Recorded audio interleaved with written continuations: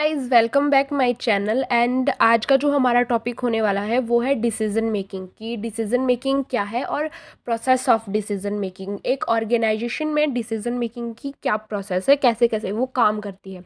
तो first of all हमारे पास आता है meaning of decision making. Decision making का मीनिंग क्या है?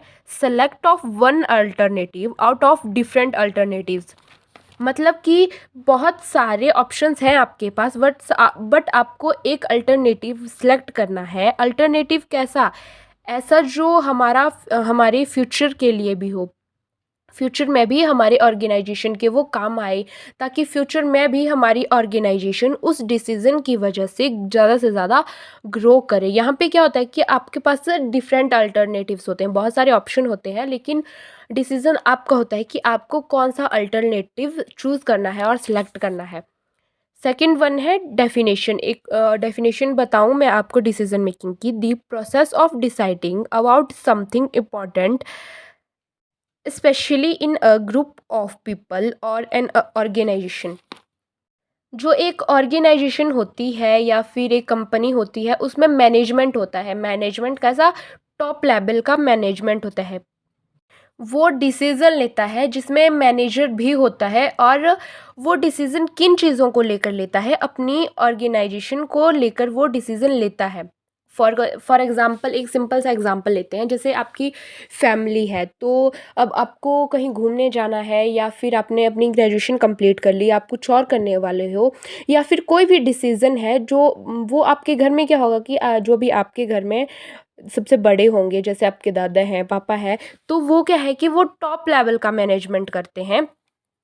उसे क्या बोलते हैं हम? टॉप लेवल का मैनेजमेंट। की आप अपने पापा के पास जाते हो, अपनी क्वेरीज बताते हो कि हाँ मुझे ये करना है, और आपके पापा आपके मैसेज को आगे फॉरवर्ड करते हैं आपके दादा को। वो क्या है? टॉप लेवल का management.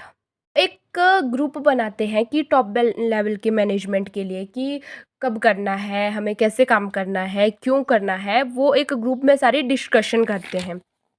Decision making is the actual selection from among alternative of a course of action।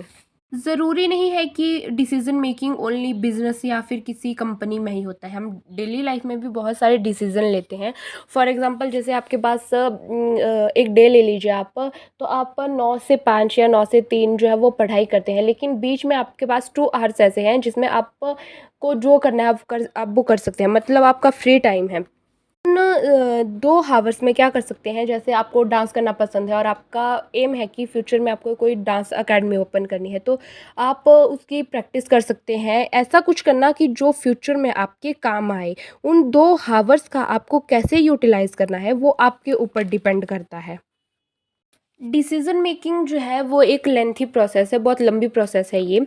Decision making एक रैशनल थिंकिंग होनी चाहिए डिसीज़न मेकिंग में। क्यों होनी चाहिए रैशनल थिंकिंग? सपोज़ करो आपकी कंपनी है या कोई ऑर्गेनाइजेशन है, उसमें एक मैनेजर की नीड है आपको, और मैनेजर की क्वालिफ़िकेशन क्या होनी चाहिए? कि जिसने एमबीए करा हो, मास्टर्स करा हो। तो आपका कोई रिलेटिव है जिसने एमबीए करा हुआ है, पर वो उतना ज़्यादा टैलेंटेड नहीं है, उतना ज़्यादा कॉन्फिडेंट नहीं है, उसका कॉन्फिडेंस लेवल थोड़ा लो है, उसकी कम्युनिकेशन स्किल जो है वो अच्छी नहीं है। तो क्या आप उसे जॉब दे दोगे? डेफ़िनेटली नहीं दोगे, बिकॉज़ वो आपका रिलेटिव तो है, बट आपकी ऑर्गेनाइजेशन को वो ज़्यादा ग्रो नहीं कर पाएगा, क्योंकि उसका कॉन्फिडेंस लेवल उतना अच्छा नहीं है, वो उतना ज़्यादा टैलेंटेड नहीं है आपके हिसाब से। तो आप एक ऐसा पर्सन सेलेक्ट करोगे जिसमें वो सारी क्वालिटीज़ है हो जो आपके ऑर्गेनाइजेशन के लिए चाहिए। वो कॉन्फिडेंट हो, उसका कम्युनिकेशन का स्किल बहुत अच्छा हो, वो टैलेंटेड हो। तो आपके पास क्या होंगे कि डिफरेंट अल्टरनेटिव्स होंगे।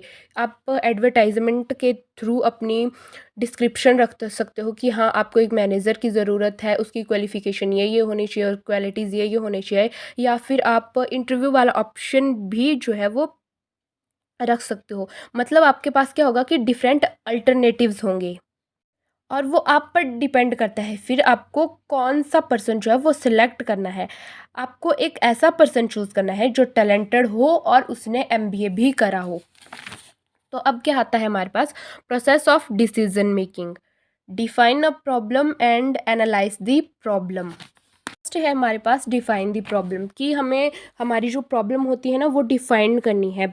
सपोज़ करो अगर आपकी कंपनी है, तो आपकी कंपनी जो है वो एक बाइक का काम करती है, मतलब उसमें बाइक जो है उनका प्रोडक्शन होता है, बाइक बनती है। तो आपकी कंपनी को टारगेट मिला हुआ है कि आपको एक मंथ में 100 बाइक जो है वो उनका प्रोडक्शन करना है, लेकिन लास्ट ऑफ द मंथ आप देखते हो कि उतनी बाइक का प्रोडक्शन नहीं हुआ, 80 बाइक का प्रोडक्शन हुआ। आप अपने जो भी एम्प्लॉयज़ हैं उनको कलर, क्वालिटी, क्राइटेरिया सब बता दिया हुआ है, लेकिन ऐसा नहीं हुआ।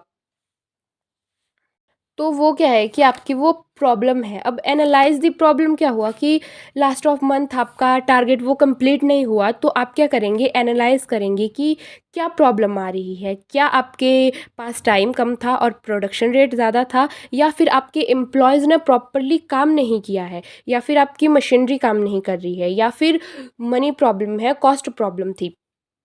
आप क्या करोगे, उस चीज़ को एनालाइज करोगे। थर्ड है डेवलप अल्टरनेटिव। और आपको जब पता लग जाएगा कि हाँ आपके जो भी आपने डिसीज़न लिया हुआ था कि इतनी बाइक आपको प्रोडक्शन करनी है उनकी, और आपको पता लग जाएगा कि क्या प्रॉब्लम थी, तो आपके पास क्या होंगे कि डिफरेंट अल्टरनेटिव्स ऑटोमेटिकली डेवलप होंगे। फोर्थ वन है हमारे पास evaluate and select the best. फिर आप फिर से सिलेक्ट करेंगे जो भी ऑर्गेनाइजेशन के लिए बेस्ट है, कुछ ऐसा कि हमारा टारगेट भी कंप्लीट हो, और हमारी ऑर्गेनाइजेशन ज़्यादा से ज़्यादा भी ग्रो करे। फिफ्थ वन है execution of decision. Execution of decision मतलब इट मीन्स कि जो टॉप लेवल मैनेजमेंट डिसीजन लेता है, फिर वो अपने एम्प्लॉयज़ को बताता है कि उन्होंने ये डिसीज़न लिए हैं, अपनी पूरी कंपनी को बताता है कि ये डिसीज़न लिए हैं, और एम्प्लॉय उनको फॉलो करते हैं और कंप्लीट करते हैं जैसे जैसे डिसीज़न लिए होते हैं टॉप लेवल मैनेजमेंट ने। लास्ट है हमारे पास फॉलो अप। जो हमने डिसीज़न लिए होते हैं, हमारे एम्प्लॉयज़ उनको फॉलो अप करते हैं, उनके अकॉर्डिंग काम करते हैं। तो वो हमारा सारा क्या है, एक डिसीज़न मेकिंग प्रोसेस है।